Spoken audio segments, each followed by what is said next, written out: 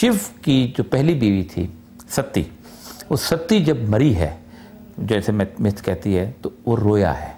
उसके रोने से 2 जगह उसके आंसू गिरे हैं। एक अजमेर में एक जगह है पुष्कर, और दूसरी जगह है ये वाली जो कि कटास राज।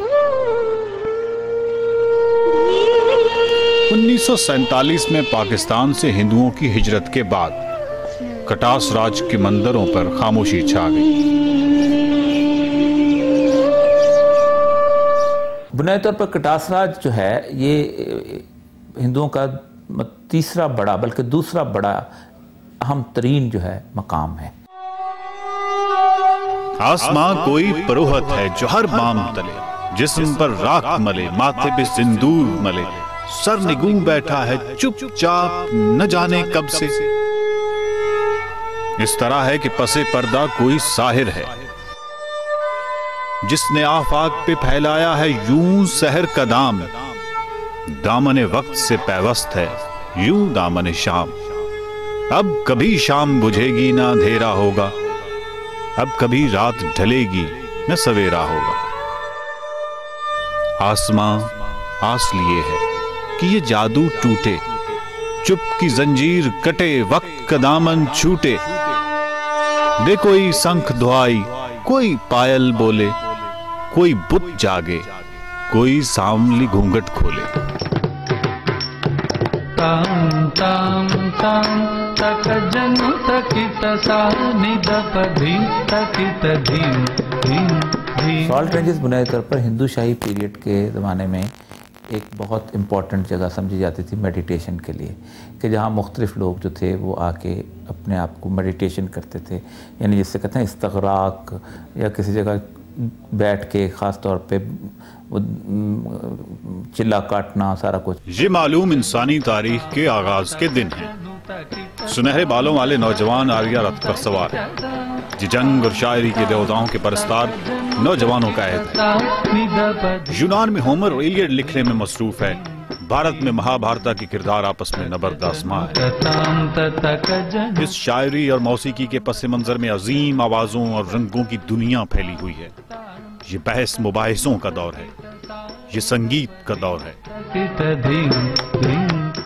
रक्स करते हुए इनकी आंखों, उंगलियों और बाजुओं में एक आहंग कायम है।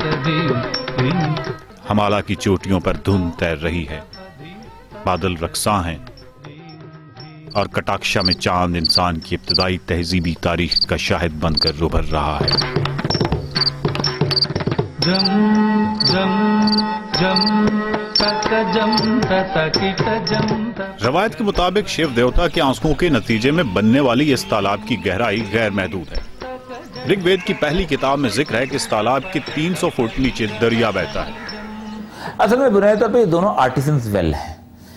आर्टिजन वेल होते हैं कि अचानक पूरे इलाके से पानी सीप करता करता एक जगह नीचे बहुत ज़्यादा आ जाता है। वो होता है लेवल जिसको कहते हैं हम लाइमस्टोन एक्वाफर। वो limestone aquifer basically strategic water होता है, बहुत नीचे ज़मीन की।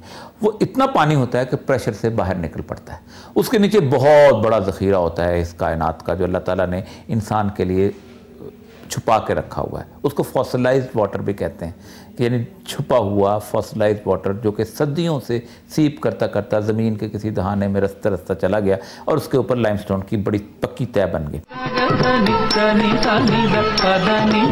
कटास में अजीब मजहबी और सकाफती रंगारंगी है।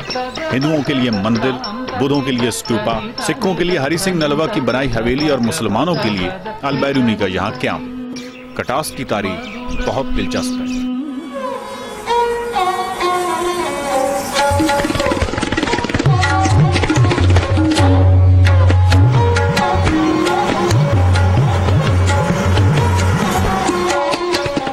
कटास की तारीख सॉल्ट रेंजेस या कोहिस्तान नमक की तारीख से जुड़ी है।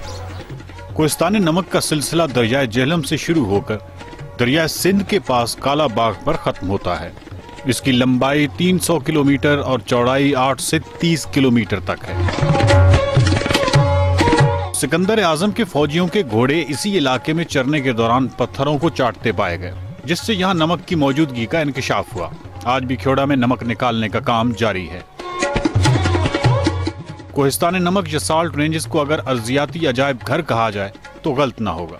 कोहिस्तान नमक की खास जमीनी साख्त देखने से ताल्लुक रखती है। यहाँ कदीम मंदिर और मुख्तलिफ किले इस बात की गवाही देते हैं कि ये इलाका माजी में तहजीब व तमद्दुन का मरकज रहा है। मोटरवे पर साल्ट रेंजेस को अबूर करते हुए कलर कार से 15 किलोमीटर की दूरी पर चौसैदन शाह वाक़िया है। चौसैदन शाह से निकलकर 5वें किलोमीटर पर कदीम बोसीदा और पुरानी इमारतों का एक झुरमट नजर आता है।